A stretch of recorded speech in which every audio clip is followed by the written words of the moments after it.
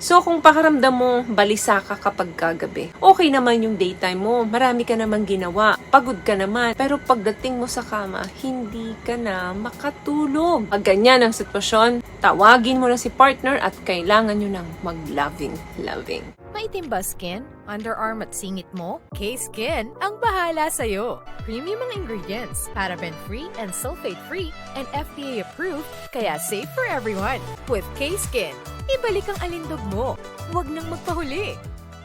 Hi guys! Welcome back to our channel. Kamusta po kayo? Sana ay nasa mabuti po kayo. At sa mga hindi pa po nakakakilala sa akin, my name is Cheryl Ting. At kung bago lang po kayo sa channel na to, pwede po pong makahingi ng isang favor to please consider to subscribe dito po sa ating channel. And also, huwag niyo na rin po sanang kalimutan i-like and i-follow ang ating Facebook page official and also ang ating TikTok account, Cheryl Ting. Maraming salamat po. And for today's video is, ano nga ba yung signs na kulang ka na sa dilig?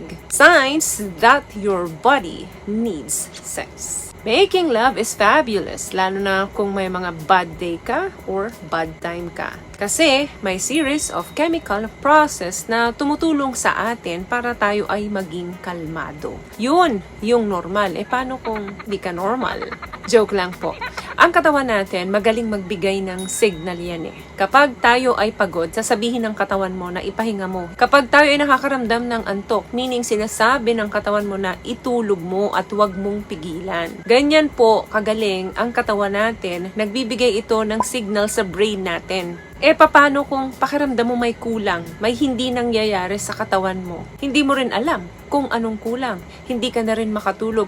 Ito na yung number 1. Nagde-develop ka na ng insomnia.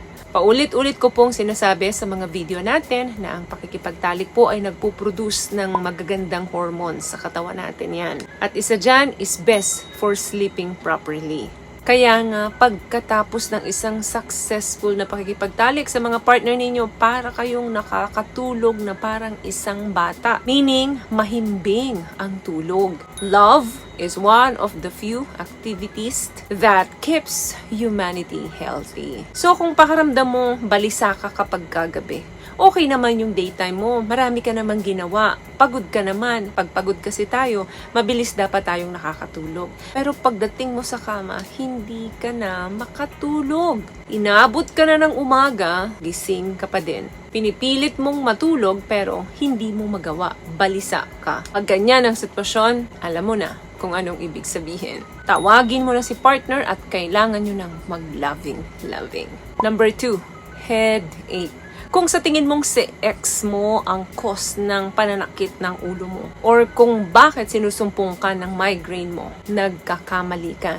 It is his absence that create your headaches. During sexual intercourse, nagre-release tayo ng serotonin and endorphins. Ito yung mga happy and calming hormones. Meaning, kaya nitong kalmahin yung isip mo at yung katawan mo. Dahil nga wala kang ang nire-release na ganitong hormones, kaya ang headache ay nandyan sa ulo mo, of course. What I love about this product, itong No More Dark Secret ng K-Skin, bukod sa may advanced whitening na siya, na kung saan pwede niyang matulungan na pumuti yung mga singit-singit mo, moisturizing, meron siyang anti-irritation, antibacterial, maintain healthy pH level. Hindi lang pambabae, meron din po tayong pang lalaki. Another thing, nakulang ka na sa dilig. Psychological disorder. Lack of physical relationship cause lack of self-esteem and possible dyan, depression in various situations. Pag hindi mo na control ang emotions na to, pwedeng mag-create ito sa'yo ng anxiety or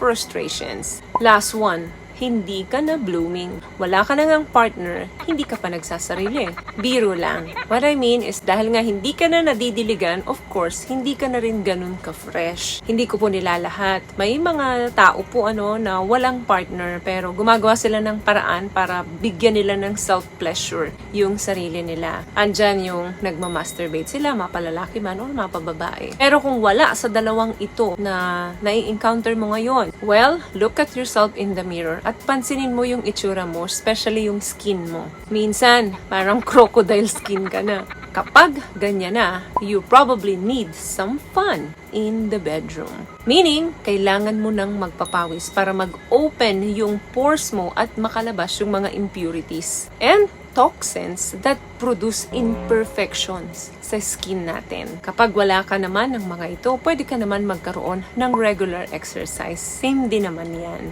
Pero kung wala ka ng regular exercise, wala ka pang partner para makatalik, at hindi mo pa nabibigyan ng self-pleasure ang sarili mo, nako, pag chinek mo ang sarili mo sa salamin, ibang-iba ka na noon kumpara ngayon. Tulad nga ng sinabi ko, baby skin ka noon, ngayon crocodile skin ka na. So, yun lamang guys ang video natin for today. I hope nakapagbigay po ako ng tips sa inyo. At kung nagustuhan niyo po ang ating video, please give it a thumbs up, comment down below, and also share this video na rin po sa mga kaibigan na sa tingin yung matutulungan ng video natin. Once again, palagi po kayong mag-iingat at palagi po kayong manalangin. Thank you guys for watching and see you in our next one. Always love yourself and be a blessing. Bye!